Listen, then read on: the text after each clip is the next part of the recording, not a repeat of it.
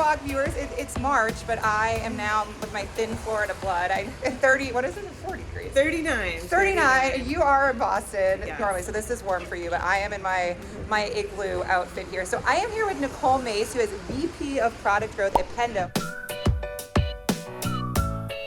And Todd was on our virtual weekly walk, I think last year, so it's so nice to actually have a Pendo person in real life, so thank you for walking with me here. And we might get caught in some elements, so I told her she was welcome to pop her umbrella up. But so my first question for you is, you are very passionate about product-led growth. We just had a whole conversation about that. We obviously at OpenView are too, and one thing you are really passionate about is kind of creating that aha moment for customers and giving them sort of this experience that makes them want to come back and essentially spend their money to and help you grow your business. So what's the secret sauce to doing that? How do you really create that moment and create that virality with them? Yeah. And how do you use Pendo to do that? Oh, I know. So I've loved Pendo for a long time. Yes. And I've used Pendo for a long time. So really what I think about the AHA experience is, you can look at your data and say this one metric, this is the thing that people really want to do, this experience. But actually, as you start to dig in a little further,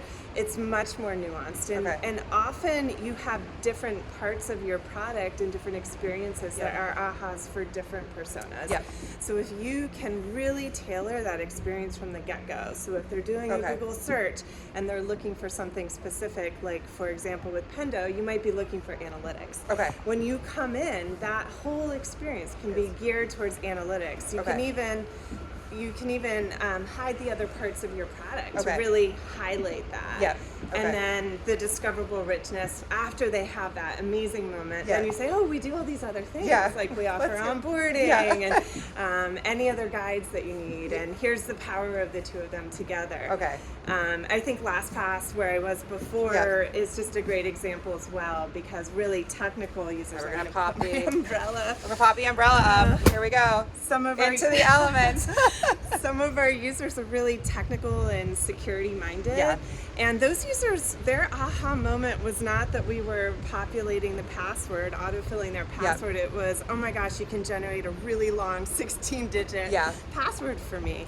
And for the convenience seeker, it was, oh, you're filling in my password, so I don't have to try to memorize this anymore. I'm gonna let Nichole. We're gonna loop back around so she can put her umbrella. She can put her umbrella back down. We're going to show you it's actually raining out here. Okay, awesome, and definitely check. I feel like we could do a whole weekly walk on Pendo on Pendo and how companies can leverage the tool as they're going through their product-led journey. So definitely check that out, and we'll save that for a more summary weekly walk. But my next question is, you're very passionate about creating opportunities for women in the workforce, especially who have maybe left to have families and have come back. Can you share a little bit more about that and how you've gone about doing that and creating those opportunities? Sure. I think it really goes a long way when you're sitting around the executive table and you're trying to figure out what our policies are, to be that voice and say, you know what, it's actually beyond the need for parental leave. It's actually really thinking about what is that sort of ramp back up into the office. There are too many people, women in particular, who are actually not in the workforce after they have kids and they wait, and it's really tough from a tech standpoint to be out for that long. So I've tried to hire people that are part-time. I've tried to create opportunities for people to have much more flexible work. And as we were talking before, I think COVID has been really fantastic for it. But I think it's important to recognize and to communicate broadly to people who maybe aren't in that situation. Like, this is a limited period of time. There are some really tough years, and there are things that happen.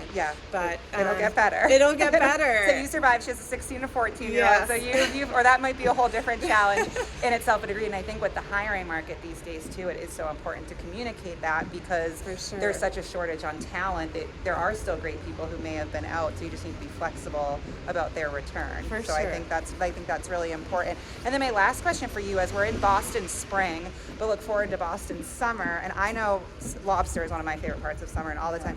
Rumor has it you make a great lobster risotto, and I want to know what the key is to a great lobster risotto. Awesome. Yeah, I love lobster risotto. I would say there are a couple things that are key. One is, after you steam the lobster, to take really good Kerrygold butter, if you haven't tried it, it's my favorite, and Old Bay. I grew up in Delaware. It's a mid-Atlantic thing, but if you you actually saute the lobster a little bit in that and then put it in at the end with some sherry, it's amazing. All right, That's well, I my think tip. we're gonna do like a cooking segment, Weekly Walk, next time while it's warm. So Nichole, thank you for joining me, and Weekly Walk viewers, we'll see y'all soon. Bye, Thank guys. you.